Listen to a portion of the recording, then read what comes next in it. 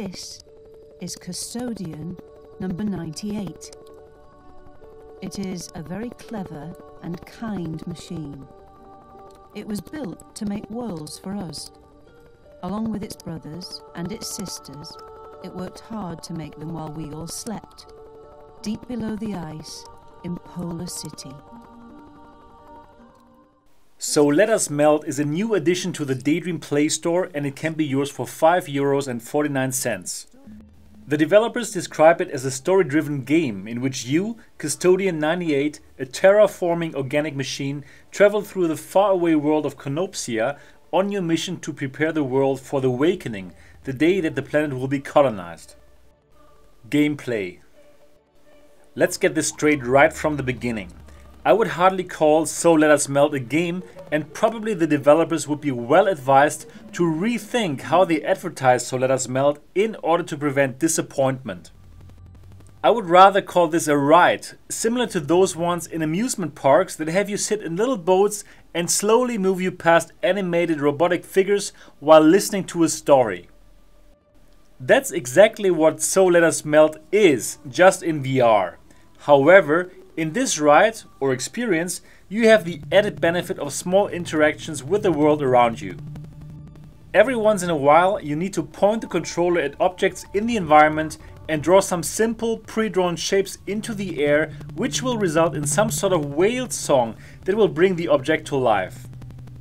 That is the whole gameplay of So Let Us Melt. You basically have no influence on the story whatsoever, just like in those amusement park rides. Let's talk about the story, because that is clearly the main focus of the experience. So, Custodian 98 is a futuristic organic machine with the purpose of terraforming a planet in order to prepare it for the dormant people of Polar City who will colonize it once the mission has been accomplished. Those plans change, however, once a new star is spotted on the horizon. I don't want to spoil too much of the story here, but I can tell you so much. It is not one of those stories that will keep you glued to the headset, begging for more. A good story should consist of likable characters that you can identify with. Now, it is really tough to identify with some strange futuristic machine that was built for the sole purpose of terraforming. On top of that, the way that the story is told to you reminds me of a kindergarten teacher that reads a good night story to the kindergarten children. It is oversimplistic and feels too long since it's not exciting at all. I was glad when it was over and would surely not want to go for a second ride. Presentation. When you put the shortcomings of storytelling and gameplay aside, So Let Us Melt truly shines when it comes to presentation. The experience looks and sounds fantastic. The developers clearly master their art and know how to create incredible worlds in VR that will amaze you. You will ride through swamps, oceans and futuristic cities. There's truly a lot to see in So Let Us Melt, and all of it looks amazing. The audio department delivers as well. The songs were composed and recorded just for this animated film and therefore create just the right atmosphere for each of the 7 chapters. It is because of the top-notch presentation that despite the lacking story, this title might still be an interesting experience to check out, especially for people new to VR. Immersion. In terms of immersion, you are seeing the world from the first-person perspective of Custodian 98 that flows through the world in an on-rails experience.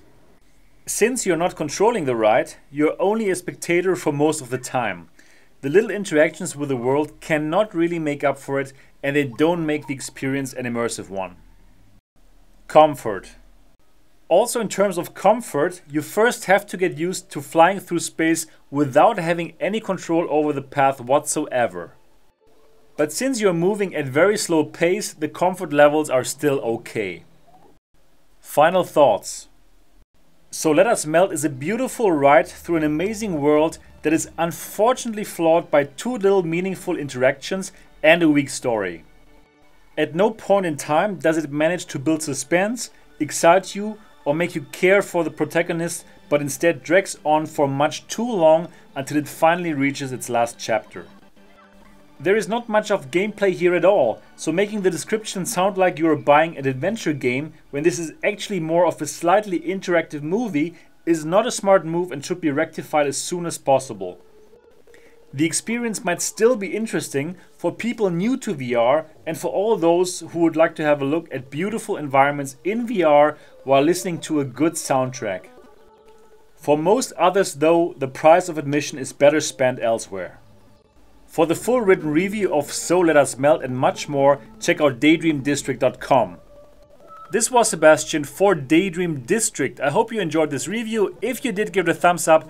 And of course, if you have not subscribed to Daydream District yet, do so now. Keep on daydreaming and see you in the next video.